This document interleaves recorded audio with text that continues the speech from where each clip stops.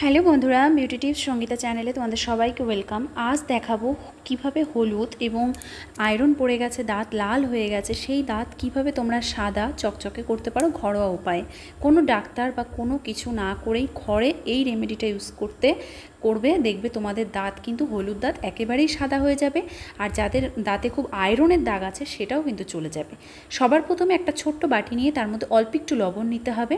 লবণ কিন্তু খুব ভালো, দাঁতের মাড়ি পরিষ্কার করে, মাড়ি শক্ত করে এবং দাঁতকে কিন্তু ভালোভাবে সাদা করতে সাহায্য করে।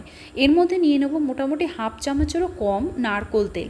নারকোল তেল কিন্তু আমাদের দাঁতকে খুব ভালো দাগ ছোপ দূর করতে সাহায্য করে এবং দাঁতে ফর্সা মানে চকচকে ভাবটা এনে দেয় খুব তাড়াতাড়ি। তার সাথে কিন্তু দাঁতের মাড়িকেও যত্ন করে।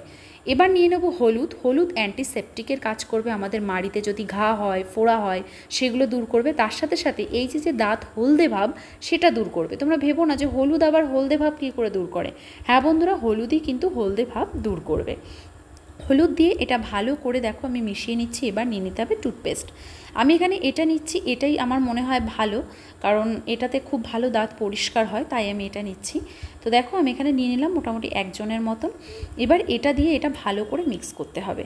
তো আমরা সবাই জানি এই টুথপেস্ট কিন্তু আমাদের দাঁতের ময়লা বের করে, দাঁতকে উজ্জ্বল বানায়, সাদা বানাতে সাহায্য করে। এবার এই টুথপেস্টটা দিয়ে আমরা ভালো করে মিশিয়ে নিলাম। তোমরা চাইলে এর মধ্যে এক ফোঁটা লেবু রস অ্যাড করতেই পারো, কিন্তু আমি লেবু রসটা এর মধ্যে দিচ্ছি না। সবার কিন্তু লেবু রসের টক ভাবটা ভালো লাগে না। এবার দেখো এটা দিয়ে আমি পুরো মিশিয়ে নিলাম। এটাই তোমাদের দাঁতে ব্রাশ করতে হবে। তোমরা কিন্তু সপ্তাহে প্রত্যেক দিন না চাইলেও সপ্তাহে 2 দিন 3 দিন এটা করতেই পারো। 2 মিনিট ব্রাশ করবে ঘড়ি ধরে, তারপরে মুখটা ধুয়ে ফেলবে।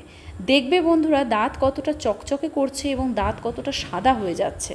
তো তোমরা অবশ্যই অ্যাপ্লাই করো। ভিডিওটি ভালো লাগলে শেয়ার করো, লাইক করো। আর ছেলে মেয়ে টিনেজার সবার জন্য এই রেমেডিটা। আশা করি ভালো লেগেছে। টাটা।